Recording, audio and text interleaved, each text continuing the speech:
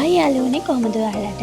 එහෙනම් වැඩි කතා මුකුත් නැතුව මගේ ක්‍රමයට හදමුද creamy and cheesy spaghetti එක. ඔන්න ඉතින් ඕන කරන බඩු ටික තියෙනවා. තක්කල් චුට්ටක් වැඩිපුර ගත්තත් කමක් නැහැ. හරිම රසයි. වැඩි විශේෂයෙන්ම ඕනේ cheese උයි fresh milk උයි. මම සුදු ලුණු ඉඟුරු එකට දාලා කොටලා ඉවර වෙලා තියාගත්තා. ඒ වගේම ගම් බිස්කුට් ටිකත් එනවා ගත්තා. තක්කාලි ටික තඹ ගත්තා. පිට පොත්ත අයින් කරගෙන හැන්දකින් හරි ගෑරුප්පුකින් හරි හොඳට පොඩි කරගත්තා. බ්ලෙන්ඩ් කරගන්නත් පුළුවන්. ඊට පස්සේ මෙන්න මේ විදිහට පේස්ට් එකක් එන්න හදාගන්න. වතුර ටිකක් රත් වෙන්න තිබ්බා. ඒකට දාගත්ත තෙල්, ලුණු. ඊට පස්සේ වතුර ටික රත් වෙගෙන ඉද්දි දාගන්න ස්පැගටි ටික කඩා ගන්න නම් එපා.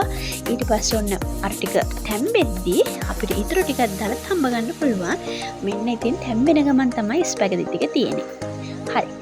හදමුකෝ එහෙනම් අපේ ඊටු ටික තාච්චියක් ලිපේ තියාගන්න තමයි තියෙන්නේ. තාච්චියක් ලිපේ තියාගත්තා. දැම්ම බටර්. බටර් ටික හොඳට මෙල්ට් වෙති.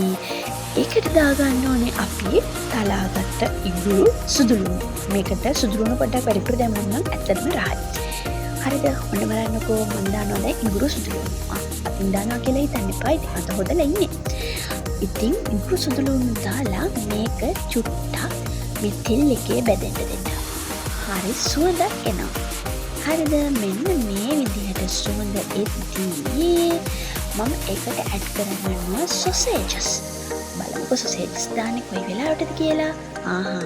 පාට වෙනව නේද? පාට වෙනව නේද? බලාගෙන ඉන්නකෝ. ඔන්න දැම්ම සොසේජස් ටික. සොසේජස් ටික දාලා සොසේජස් ටිකත් මේ තෙල් එකේම හොඳට බැදෙන්න දෙන්න. මම නම් කරල් 5ක් විතර දැම්මා මේකට.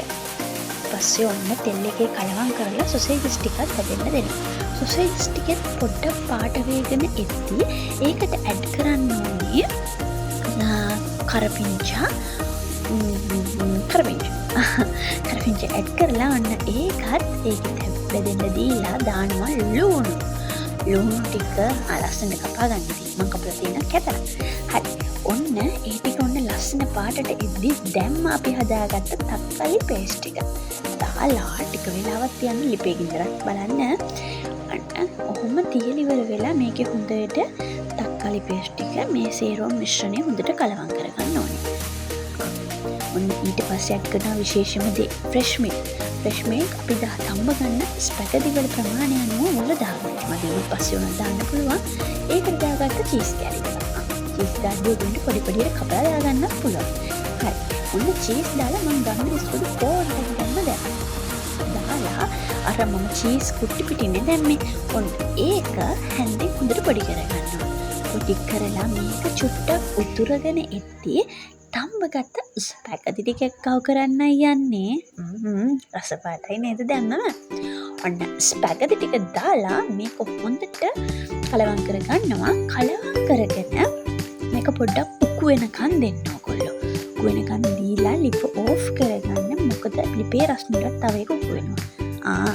ඔන්න කොහොමද මගේ ස්පැගටි එක චීස් රහට ක්‍රීමි රහට හොඳට තියෙනවා. බලද්දිත් කට්ට ගැලවුණනව නේද? ඕගොල්ලෝ ඉතින් හදලා බලන්නකෝ. හදලා බලලා කමෙන්ට් එකක් දාන්න රහයිද කියලා. පොඩි බබාලා ඉන්න ගෙවල් වලට සුපිරි කෑමක් හරිද? ඊට පස්සේ ඔන්න මම ලස්සන වෙන්න දැම්ම ලුණු කොළ ටික. ඕගොල්ලෝ ඉතින් මම මේකට දාන්න පුළුවන් කොත්තමල්ලි කොළ උනා. මගේ YouTube channel එක like කරලා subscribe කරලා මේක පල්ලෙන් comment එකකුත් දාන්න.